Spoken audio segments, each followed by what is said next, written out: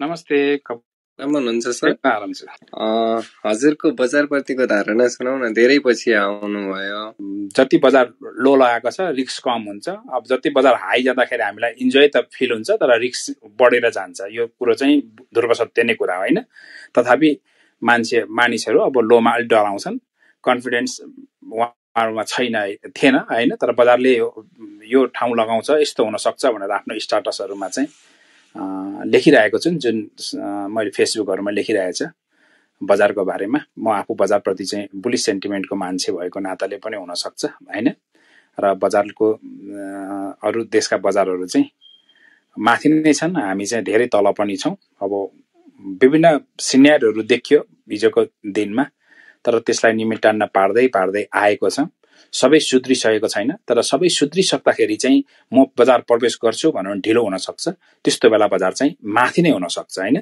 ती सबै कुराको सिनेरियो राम्रो बनिसक्दाखेरि बजारले पनि माथि दिइसकेको चाहिँ हुन्छ हैन। यो कुरा ध्रुव सत्य कुरा हो। हामी त्यही अनुसारले चाहिँ बजारमा आफ्नो रिस्क हेरेर कति रिस्क लिएर कति मुनाफा लिने भन्ने हिसाबले चाहिँ बस्नलाई चाहिँ आग्रह गर्छु लगानीकर्तालाई। त्यति नै मात्र हो।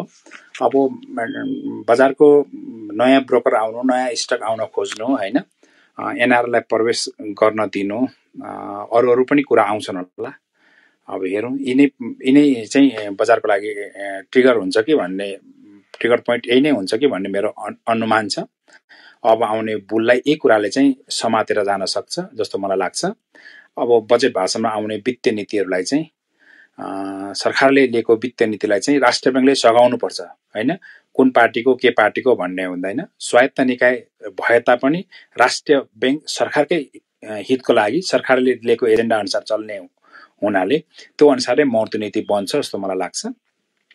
त्यो नीतिले पनि बजारलाई चाहिँ अब हिजोको दिनका विगतका लगभग यो भन्दा लगभग 22 महिना अगाडि भएका मौद्रिक नीतिलाई चाहिँ जुन अलिकति बजारलाई चाहिँ के भन्नु पर्यो, अब बजारको चाहिँ डोमिनेट गरेको थियो नीतिहरूले, त्यो नीतिलाई चाहिँ शिर उठाउँछ जस्तो मलाई लाग्छ। त्यो नीतिहरू चाहिँ फेरबदल हुँदाखेरि यी कुराहरूले चाहिँ बजारलाई अप ल्याउँछ कि जस्तो मलाई चाहिँ लाग्छ है। म चाहिँ त्यही हिसाबले आफूले बसेको हुनाले, हिजोको दिनमा पनि यस्ता बजारको बियर बुल देखेको हुनाले जे कुरा छ त्यसमा चाहिँ इन्जोय लिएर चाहिँ बसिरहेको छु। के राइट सेयर दिनु यो अवस्थामा के राम्रो हो, यो बारेमा केही थोरै प्रकाश पारिदिनु अनुरोध गरे। बुझ्न आउनुहुने अनि बुझाउन आउनुहुने सम्पूर्ण साथीहरुमा सन्ध्यकालीन अभिवादन सहित अब बैंकिङलाई राइट सेयर दिने नदिने चाहिँ राष्ट्रिय बैंकको हातमा छ। तथापि कम्पनीले चाह्यो भने दिनु चाहिँ पर्छ भन्ने मान्यता हो हैन। एउटा कुनै कम्पनीले म आफूले पुँजी आफै झिक्छु, कम्पनीका मालिकहरूले ओनरहरूले भने त्यस्तो बेला दिनु चाहिँ पर्ने हो जस्तो मलाई लाग्छ हैन। तर त्यसले मार्केटलाई तलमाथि हुन्छ भनेर चाहिँ राष्ट्रिय बैंकले चाहिँ हेर्नु चाहिँ हुँदैन। स्टक मार्केटलाई हेरेर चाहिँ नीति बनाउनु हुँदैन हैन। त्यो कम्पनीले चाहेको रहेछ, उसको बिजनेसको लागि चाहेको रहेछ, वा उसको क्यापिटल एडुकेसी पुगेन अनि उसको बिजनेस गर्नलाई अरु पुँजी आफै हाल्छु भन्न खोज्यो भने 51% त थोरै मान्छे प्रमोटरहरूले हाल्नुपर्ने पैसा हुन्छ। त्यो पनि अझ आधारभूत शेयरधनी जुन हामी भन्छौं, त्यो आधारभूत शेयरधनीले पहिल्यै पैसा इन्भेस्ट गरिसकेको हुन्छ हैन। कल इन एडभान्समा राख्नुपर्ने हुन्छ। त्यस्तो राख्छन् भन्ने भयो भने दिँदा चाहिँ बेटरै हुन्छ जस्तो मलाई लाग्छ। त्यसले पनि स्टक मार्केटको बुलिस बजार लान चाहिँ एउटा माइलेजको काम चाहिँ गर्छ। अब दिन्छ दिँदैन यो चाहिँ अहिले केही नभनौं हैन। अब पोलिसी मेकरको सरहरु नै तल आएर सुन्नुहुन्छ, अब उहाँहरुकै हातको कुरो हो हैन। अब यति कुरा राखे अनि मलाई लाग्छ सधैँ हामी त एउटै बोलिरहेका छौं जस्तो पनि लाग्छ हैन।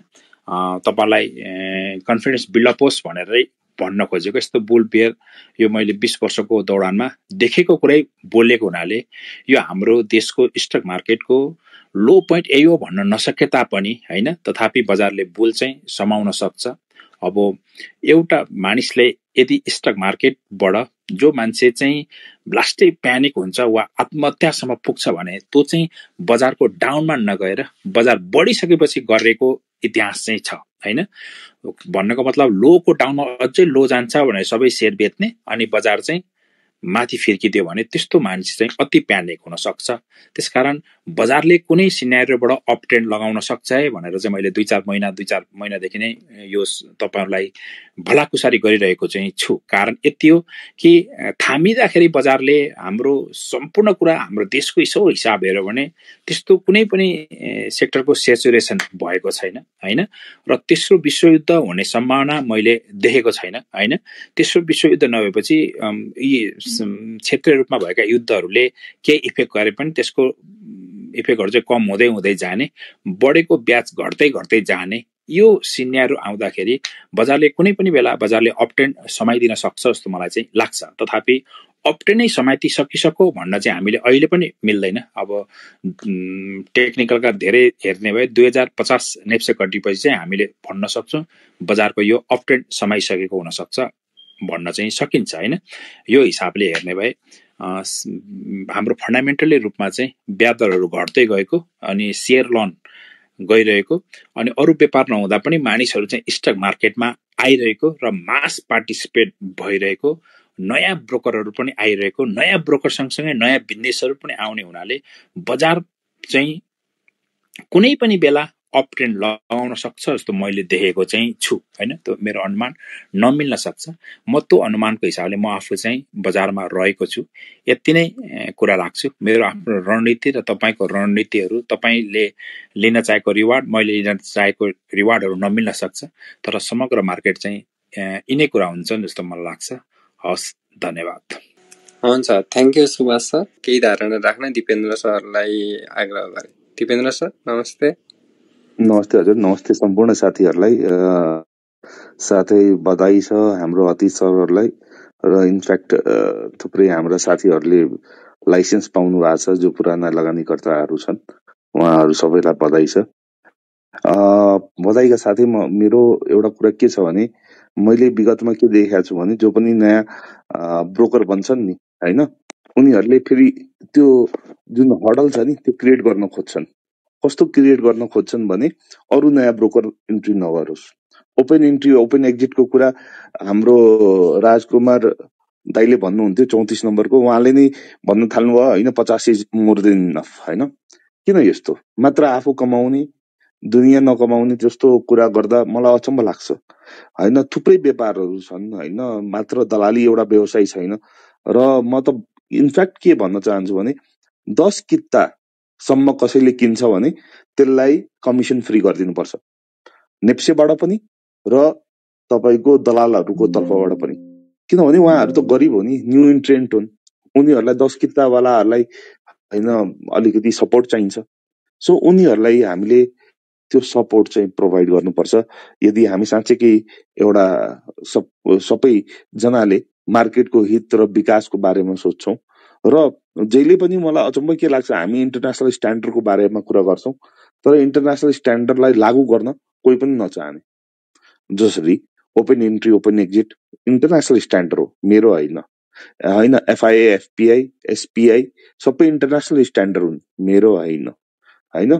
त्यसपछि तपाईको एउटा क्वालिटीको तपाईको टीएमएस हैन, त्यो पनि इन्टरनेशनल स्ट्यान्डर्ड हो हैन। एओएन जस्तो सुविधाहरु त्यो पनि इन्टरनेशनल स्ट्यान्डर्ड हो हैन। भनेपछि तपाईले इन्टरनेशनल स्ट्यान्डर्डका चीजहरु केही पनि नगर्ने हैन। मैले नियमकारी निकायको बारेमा भनिरहेको छु र हामीलाई आएर पढाउन सजिलो छ। 56 लाख लगानीकर्तामा 55 लाख लगानीकर्ताले बुझेका छैनन् कि इन्टरनेशनल स्ट्यान्डर्ड के छन् हैन।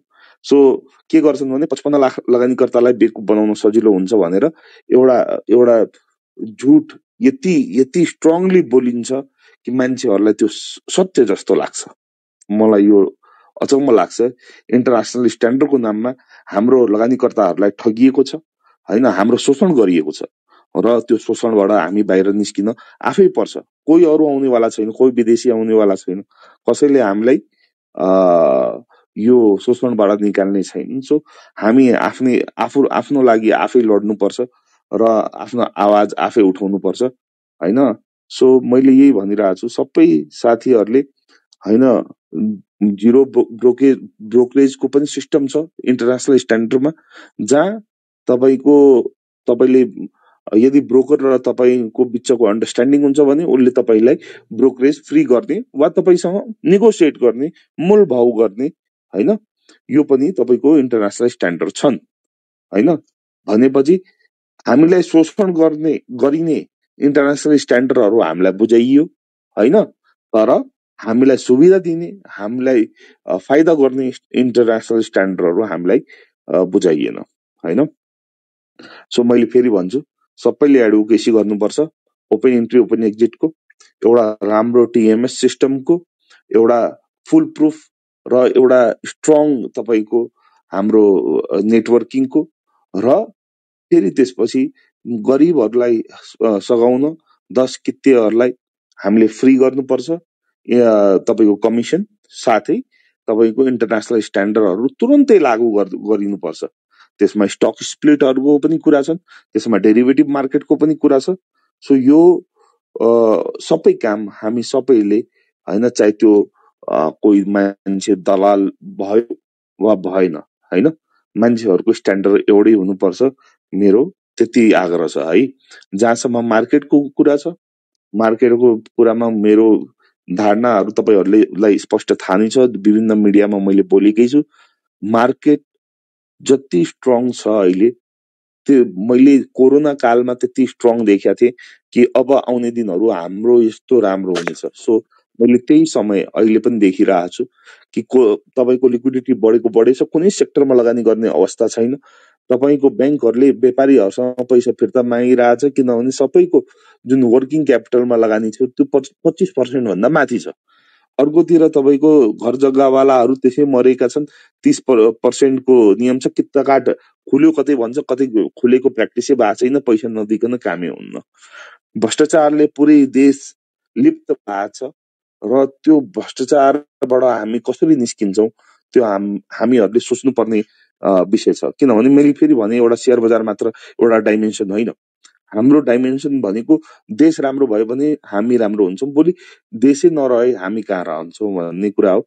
हामीहरूले बुझ्नु पर्यो यो कुरा कि तपाईको जति पनि, हैन, यो सिस्टमहरुमा तपाईको भ्रष्टाचार भइरहेछ, त्यो सबैको लागि नराम्रो चाहिँ तपाईको यो विदेश पठाउने शरणार्थीको कुरा हो, वा तपाईको नयाँ स्टक एक्सचेन्जको कुरा हो, वा तपाईको इन्टरनेसनल स्ट्यान्डर्डहरू लागू नगर्ने कुराहरू, यो सबैले गर्दा हामीहरू को शोषण भएको छ र यो शोषणबाट निस्किन हामी सबैले आवाज सँगै उठाउनु पर्छ।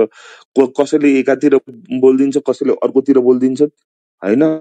जसरी बिचमा मैले हेरिरहेको थिएँ, यो नयाँ स्टक एक्सचेन्जको लागि मान्छेहरूले सपोर्ट गरिरहेको थियो। कसले सपोर्ट गरिरहेको थियो? जसले नयाँ ब्रोकिङको लागि एप्लाई गरेको थियो त्यो साथीहरूले सपोर्ट गरिरहेको थियो, हैन। हमाल इज डुइङ गुड, हैन।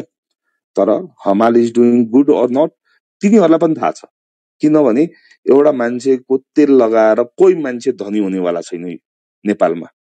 नेपालमा परिपाटी के छ भने, एउटा संगठन खोल्यो, त्यसको अध्यक्ष बन्यो र तेल लगाउने भनेको नियमकारी निकायलाई। त्यसलाई तेल लगायो भने के थाहा, इन्साइडर इन्फर्मेसन आउँछ र म धनी हुन्छु। ए बाबा, त्यो पापको 2 पैसा तपाईले कमाइ पनि हाल्नुभयो भने त्यसले तपाईको घर चल्नेवाला छैन। तपाई हिरो बन्नेवाला हुनुहुन्न। हिरो बनिन्छ जब तपाई सेल्फलेस बन्नुहुन्छ, जब अरूको लागि के गर्नुहुन्छ। सो प्लिज मैले यो कुराहरू जुन भनिरहेको छु त्यसमा ध्यान दियोस्। र फेरि मैले भने, यदि यो आउने बुलमा हामीले पैसा कमाउने हो भने सप्लाई कम्ती भएको, प्रमोटर शेयर अनलक नभएको शेयरहरू किन्नु होला। तपाईहरु सबैले राम्रो पैसा कमाउनुहुन्छ, 4 गुना 5 गुना हजुरहरुको पैसा होस्। तपाईहरुको 4 गुना 5 गुना भयो भने मेरो पनि पक्कै डबल होला। त्यति मेरो कामना छ। यति नै भन्न चाहे है। थ्यांक यू, नमस्कार।